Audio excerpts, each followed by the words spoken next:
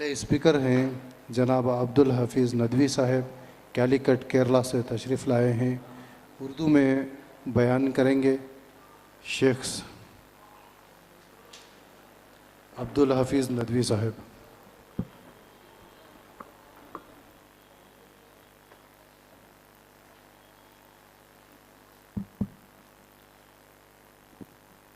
السلام علیکم ورحمۃ اللہ۔ ان الحمد للہ الذي بنعمته تتم الصالحات وبمنه وفضله تتنزل الخيرات والبركات، ونصلي ونسلم على سيدنا وحبيبنا محمد صلى الله عليه وعلى آله وأصحابه وأهل بيته ومن تبعهم بإحسان إلى أبد الآباد. أما بعد، فأعوذ بالله السميع العليم من الشيطان الرجيم. بسم الله الرحمن الرحيم. اقرأ باسم ربك الذي خلق، خلق الإنسان من علق، صدق الله العلي العظيم. ڈیس پہ تشریف فرما ہمارے شیخ مانک فن صاحب اور دیگر عزیزان امت اور سامعین کرام، سلام اللہ علیکم ورحمتہ وبرکاتہ۔ آپ لوگوں کو ہجری کمیٹی کیرلا کی طرف سے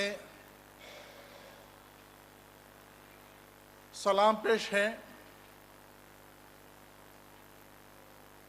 اس محفل میں انشاءاللہ چند ایسی باتیں آپ کے سامنے رکھیں گے جو تاریخ رسول صلی اللہ علیہ وسلم سے متعلق ہے۔ آن حضرت صلی اللہ علیہ وسلم کی ولادت، پیدائش، ان کی وفات، ان کی ہجرت، ان کی بعثت، اس سے متعلق جو غلط فہمیاں ہمارے اندر ہیں، خاص طور سے مسلمان برادران کے اندر ہیں، اس میں کیا تحقیقی بات ہے؟ و باطنہ فوق کل تدبیر الناس للہ تقدیر، ہمارے پلاننگ کے اوپر اللہ کی تقدیر ہوتی ہے۔ لا مانع لما اعطیت ولا معطی لما منعت ولا ينفع ذا الجد ومنک الجد۔ مدعی لاکھ برا چاہے تو کیا ہوتا ہے؟ وہی ہوتا ہے جو منظور خدا ہوتا ہے۔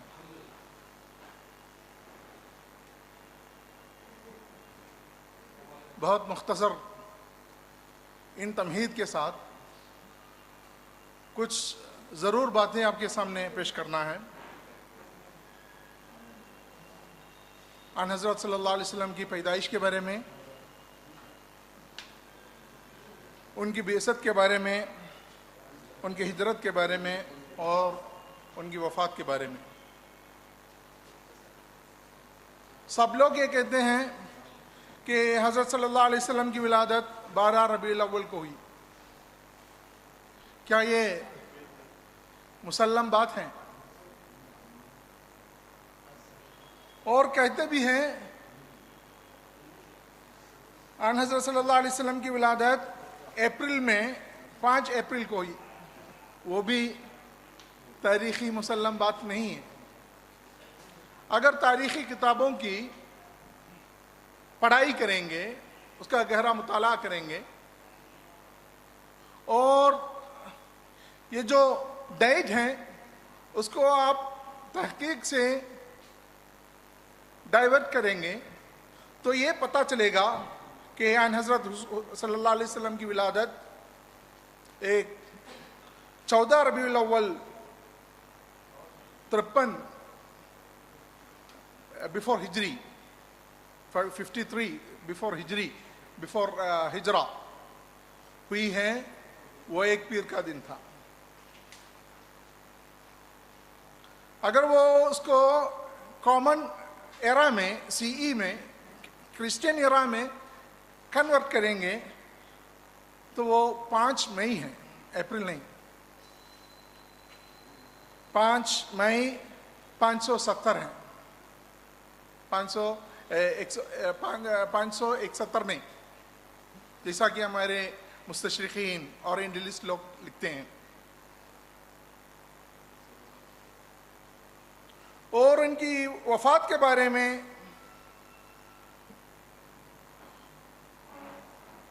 جو لوگ کہتے ہیں اس میں اختلاف ہے. اتنے زیادہ اختلاف نہیں ہے. یہ مسلم ہے کہ ان کی وفات 12 ربیع الاول کو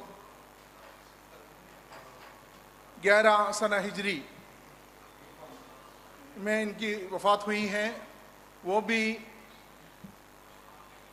پیر کا دن تھا. اسے سی میں کرسچین ایرا میں اگر کنورٹ کریں گے تو وہ 8 جون کو 632 کو ان کی وفات ہوئی.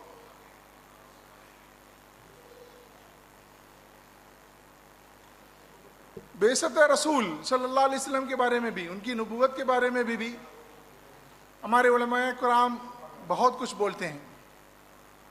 خود ہمارے استاذ، ہمارے مربی، ہمارے مرشد، اللہ ان کو مغفرت دے، علی میاں صاحب، ابوالحسن علی ندوی صاحب کہتے ہیں 1 رمضان کو ان کی بعثت ہوئی ہے.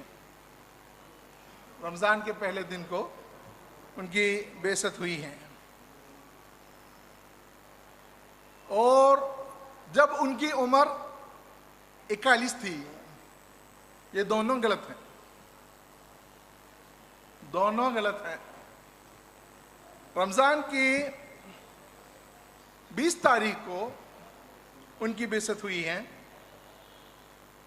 اور ان کی عمر 40 سال کا بھی نہیں ہوا تھا. 29 سال چل رہا تھا. 40 چل رہا تھا. اور ہجرت کے بارے میں بھی بہت کنفیوژن ہوتا ہے. حضرت صلی اللہ علیہ وسلم کی ہجرت کب ہوئی ہے؟ اگر تحقیق سے پڑھیں گے تو یہ پتہ چلتا ہے کہ 9 ربیع الاول کو ان کی ہجرت شروع ہوئی. اسی سے سال ہجرہ شروع ہوتا ہے. اگر وہ اسے کنورٹ کریں گے سی میں 622 اگست 20 کو ان کی ہجرت ہوئی ہے. اور ربیع الاول 13 جمعہ کے دن 24 ستمبر 622 میں وہ مدینہ میں مقیم ہو گئے. جو دینیات کی جو کتابیں ہم پڑھتے ہیں ہمارے مدرسے میں یا ہمارے مکتب میں، اس میں ایک نظر ثانی کی ضرورت ہے. کیونکہ تاریخ تخمین کی ہونی نہیں چاہیے. تاریخ، ہسٹری جو ہے تحقیق کی ہونی چاہیے. تحقیق کے بنا پر ہماری کتابوں کو نظر ثانی کرنا ہے. اور ہمارے جو نصاب تعلیم ہے، چاہے وہ اہل حدیث کے مدارس کے بھی ہو، جماعت اسلامی کے مدارس کے بھی ہو، دیوبند کے بھی ہو، ندوۃ العلماء کے بھی ہو، کسی بھی مدرسہ فکر کے بھی ہو، تاریخی کتابوں میں ان باتوں میں تحقیق کی ضرورت ہے. ان چند باتوں پر میں اپنی باتوں کو ختم کرتا ہوں. اور آپ لوگوں سے التماس ہے، یہاں جو باتوں میں چرچا ہو رہا ہے اس میں اگر استفسار ہے، اشکال ہے، سوال ہیں، پوچھ سکتے ہیں. اور ہمارے علماء کرام انشاءاللہ رات تک 9 بجے تک یہاں موجود رہیں گے. اگر کچھ پوچھنا ہو تو چٹھی میں لکھ کے پوچھ سکتے ہیں.